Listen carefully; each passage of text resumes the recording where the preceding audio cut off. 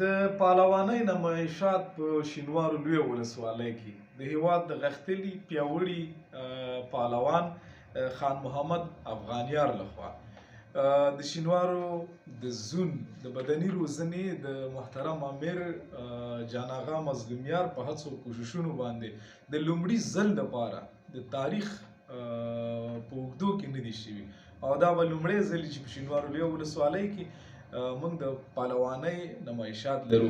مظلومیار صاحب سره خبرې کوو. مظلومیار صاحب کور ودان خوشحاله اوسېږي، ډېره زیاته مننه ده د پهلوانۍ نمایشات د خیره دا به کله وي کتونکو سره که موږ او تاسو معلومات شریک کړو. ډېره مننه د خان شینواري صاحب، کور ودان خوشحاله اوسئ. دغه نمایشات خو شاه محمد لوګری او خان محمد افغانیار دوه ملګري دي. دوی د هېواد ډېر نامتو او غښتلي پهلوانان دي او ډېرو ځایونو کې مسابقات او نمایشات سره کړي دي.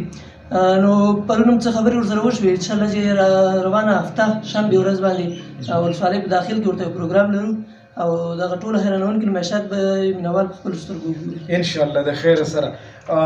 یادونه به د دې وکړو چې موږ د دې لوبو نه که تاسو په خپله خوله ورته ووایي هدف مو څه شی دی او د دې ټیکټ به یي که نه نور څه به یي، په سوداګرو مو څه غږ دی، د ګډون کوونکو نه مو څه غوښتنه ده؟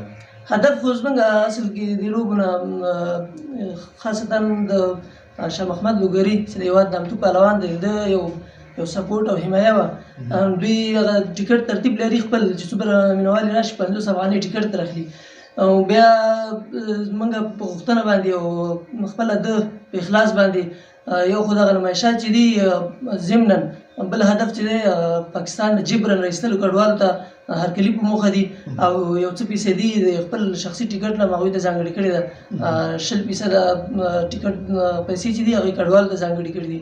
نور د هېواد په سوداګرو او تجارانو باندې غږ دی چې دغسې اتلان او د هېواد نامتو پهلوانان هغوی حمایه کا سپورټ یې وکړه او مالي برخه کې ورسره همکاري وکړه. ډېره زیاته مننه. کوم نمایشات داسې په لنډه توګه باندې کې وویلی شي؟ دوی بېلابېل نمایشات درسره کوي. یو دوی هغه بېخونو تخته باندې څملي او بیا په سینه باندې تیږه ورته ماتوي. یو بل نمایش دوی درسره کوي هغه پرلپسې 3 موټرې سره تړي بیا هغه ویښتان پورې کشوي او سر ویښتان پورې کشوي. یو نمایش بل دوی داسې لري چې 2 ټیکټر په یو حرکت باندې ځان باندې تېروي پاوړي او یو بل نمایش دی چې هغه موټر سره مخامخ زور وایي او یو بل نمایش هم لري دوی چې هغه 50 کیلوي 2 توڼۍ یعنې 100 کیلو وړه هغوی دوی خوله کې هم جګوي او بیا یو سایکل باندې پول باندې دی هغسې هم حرکت باندې کوي. ماشاءالله دا به تاسو سره هم شریک کړو د خیره سره. د دې نمایشاتو وخت د راتلونکي شنبې ورځ چې د قوس د 11 سره سمون خوري سهار 9 بجې د شینوارو لویې ولسوالۍ انګړ.